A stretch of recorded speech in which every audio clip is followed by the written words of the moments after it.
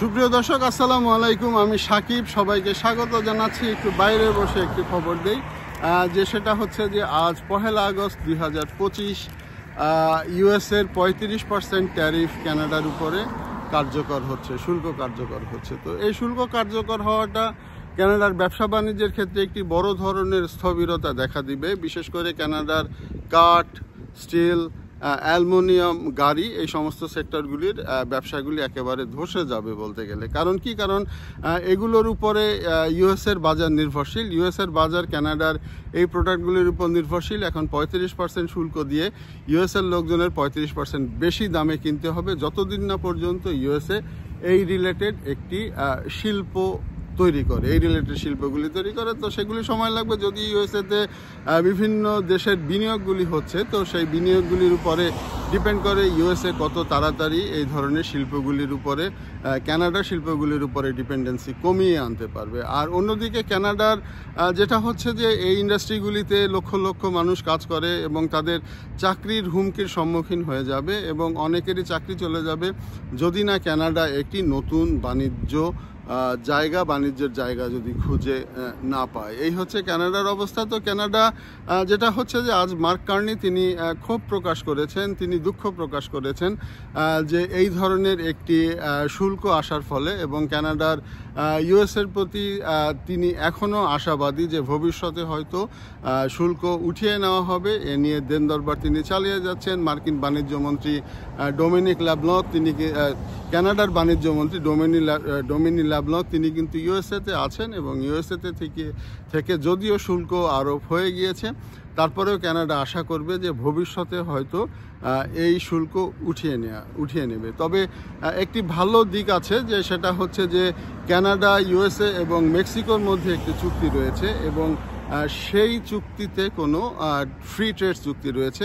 সেই free trade চুক্তিতে কিন্তু কোনো শুল্ক আরোপ করা হয়নি। তো সেই ফ্রি ট্রেড চুক্তিতে কোনো শুল্ক আরোপ না করার ফলে যেটা হবে যে কিছু কিছু জায়গায় কানাডা রেহাই পাবে, ইউএসএ এবং মেক্সিকো সবাই রেহাই পাবে এবং সাধারণ জনগণ কিন্তু রেহাই পাবে। তো আর এই জিনিসটা কিভাবে আপনারা জানেন যে ডোনাল্ড ট্রাম্প ক্ষমতায় এসে প্রথমে কানাডাকে 31তম একটি অঙ্গরাজ্য হওয়ার কথা ঘোষণা দেয়। কানাডা সেটাকে রিঅ্যাক্ট করে। পরবর্তী সময়ে তারা বলে যে প্রচুর পরিমাণে ফ্যান্টালিন আসে কানাডা থেকে এবং প্রচুর পরিমাণে অবৈধ অভিবাসী ইউএসএ থেকে, কানাডা থেকে ইউএসএতে যায়। তো এই ধরনের বিষয়গুলি কানাডা শুরু থেকে অস্বীকার করে আসছিল এবং কানাডা বলছিল যে বিষয়গুলি ঠিক না। তারপরেও কানাডা তাদের বর্ডারে নজরদারি শুরু করে, ফ্যান্টালিন যেন না যায়, অবৈধ অভিবাসীরা যেন না যায়, কিন্তু তাতে শেষ পর্যন্ত কোনো কাজ হয়নি। ডোনাল্ড ট্রাম্পের মন গলেনি।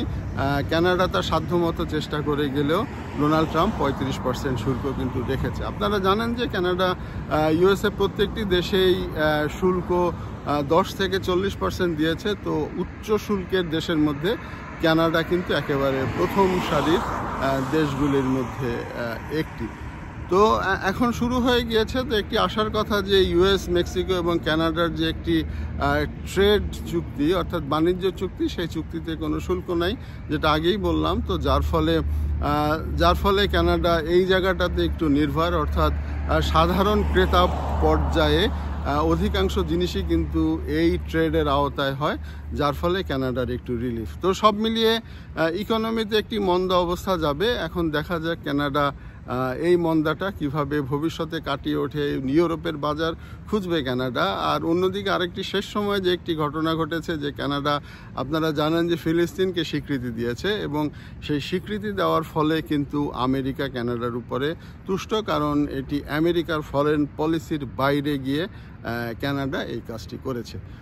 তো সব মিলিয়ে অবস্থা সুবিধার না, কারণ এই কাঠ, ইস্পাত এবং গাড়ি, এই সমস্ত জায়গার, এই সমস্ত ইন্ডাস্ট্রিতে লক্ষ লক্ষ মানুষ কাজ করে। তাদের কি হবে? এবং ইউরোপের সাথে বাণিজ্য চুক্তি করলেও সেই এত দূরে রপ্তানি করতে গেলে কিন্তু কানাডাকে তীব্র প্রতিদ্বন্দ্বিতার মুখে পড়তে হবে চায়নার সাথে বা ব্রাজিল সহ পৃথিবীর অন্যান্য দেশগুলোর সাথে।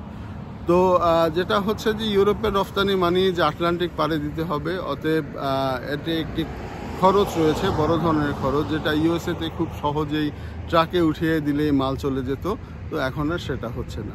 তো ভবিষ্যতের আশায় থাকলাম, দেখা যাক কি হয়। তো দর্শক, এতক্ষণ সঙ্গে থাকার জন্য ধন্যবাদ। আসসালামু আলাইকুম।